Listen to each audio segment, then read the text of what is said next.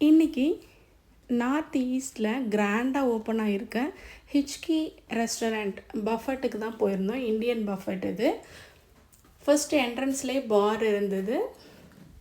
உள்ளே போனீங்க அப்படின்னா பஃபெட் வந்து அவ்வளோ அழகாக டெக்கரேட் பண்ணி பார்த்தோன்னே சாப்பிட்றதுக்கு ஆசையாக ரெடி பண்ணி வச்சுருந்தாங்க. ஃபஸ்ட்டு போனீங்க அப்படின்னா ஸ்டார்டர் ஐட்டம் நிறைய இருக்குது.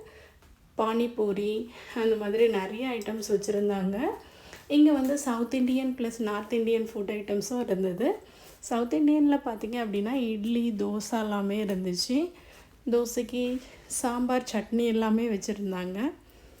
நிறைய வடை அந்த மாதிரி ஐட்டம்ஸ் எல்லாமே ஃப்ரை பண்ணி வச்சுருந்தாங்க. ப்ளஸ் நான் எல்லாமே அப்படியே ஃப்ரெஷ்ஷாக நம்ம முன்னாடியே மேக் பண்ணிகிட்டு இருந்தாங்க. பார்க்குறதுக்கே அவ்வளோ அழகாக இருந்துச்சு. சாப்பிட்றதுக்கும் ரொம்பவே டேஸ்ட்டாக இருந்தது.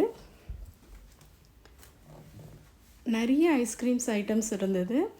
இந்த ஏரியாவில் இருக்கிறீங்க அப்படின்னா பஃபெட் ட்ரை பண்ணணுன்னு நினச்சிங்க அப்படின்னா நல்ல பெஸ்ட்டு ரெஸ்டாரண்ட் இந்தியன் ரெஸ்டாரண்ட் அப்படின்னா இது இருக்குது. ரொம்பவே நல்லா இருந்துச்சு. ட்ரை பண்ணி பாருங்கள்.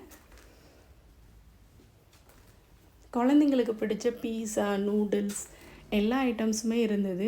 ஈஸியாக குழந்தைங்களையும் கவர் பண்ணிட்டாங்க. நிறைய ஐஸ்கிரீம் வெரைட்டிஸ் இருந்தது.